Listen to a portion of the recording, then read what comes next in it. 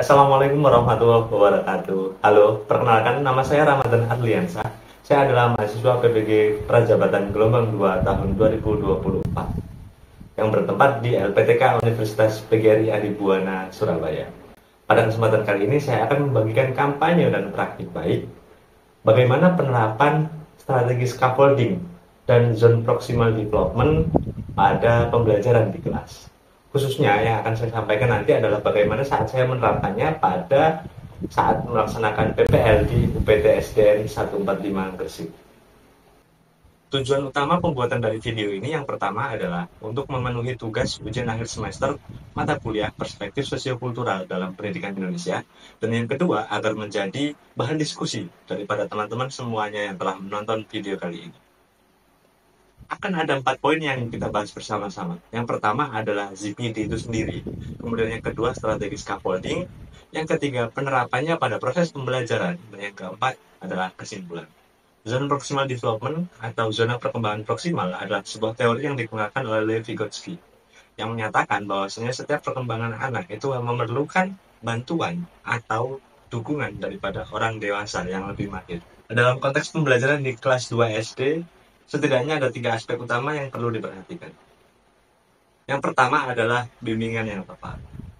Kita tahu bahwasanya usia anak kelas 2 SD itu sudah mulai bisa melakukan banyak hal. Setidaknya mereka sudah bisa membaca, menulis, dan banyak pekerjaan dasar yang lainnya. Maka dengan bimbingan yang tepat, baik dari guru maupun dari teman sejawat mereka akan dapat mencapai pekerjaan-pekerjaan yang lebih sulit karena mereka mendapatkan bimbingan dari orang-orang yang lebih mahir. Yang kedua adalah peran guru dalam membantu anak. Maksudnya apa?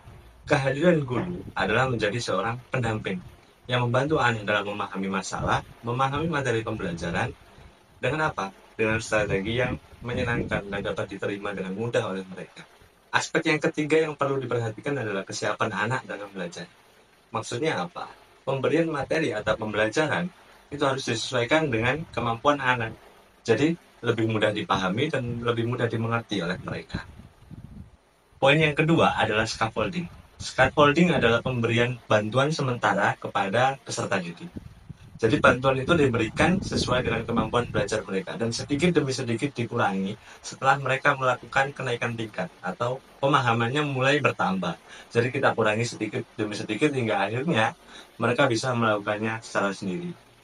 Penerapan ZPD dan scaffolding dalam pembelajaran. Penerapan ZPD dan scaffolding dalam pembelajaran bahasa Indonesia di kelas 2 SD 145 Gresik saya masukkan dalam beberapa strategi berikut. Guru memberikan dukungan secara bertahap, misalnya dengan memberikan petunjuk saat anak membaca cerita pendek atau membuat kalimat. Guru juga mengajak anak untuk bekerja dalam kelompok-kelompok kecil, di mana mereka dapat saling membantu dalam memahami tugas. Pendekatan ini memastikan setiap anak mendapatkan bimbingan sesuai kemampuan mereka. Jadi bantuan-bantuan yang diberikan oleh guru itu disesuaikan dengan kemampuan dasar mereka.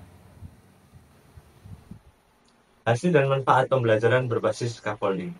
Setidaknya berikut ini adalah hasil dan manfaat yang kami dapati pada saat melaksanakan pembelajaran berbasis scaffolding pada mata pelajaran Bahasa Indonesia di kelas 2 UPT SDN 145 Gresik. Yang pertama, meningkatkan pemahaman. Siswa menjadi lebih mudah dalam memahami materi, terutama dalam membaca dan menulis. Yang kedua, melatih keterampilan berpikir.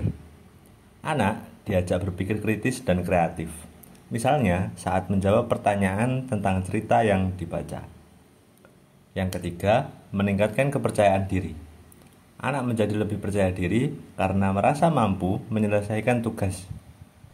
Kesimpulannya, penerapan ZPD dan scaffolding dalam pembelajaran bahasa Indonesia pada UPT SDN 145 Gresik sangat efektif dan membantu siswa dalam memahami mata pelajaran. Baik, sampailah kita pada penghujung video. Itulah tadi pengalaman saya pada saat menerapkan ZPD dan scaffolding pada pembelajaran bahasa Indonesia di kelas 2 SDN 145 Gresik. Semoga video ini dapat menginspirasi dan dapat menjadi praktik baik yang dilakukan oleh Bapak Ibu Guru dan teman-teman semuanya yang telah menonton video kali ini. Saya pamit undur diri. Assalamualaikum warahmatullahi wabarakatuh.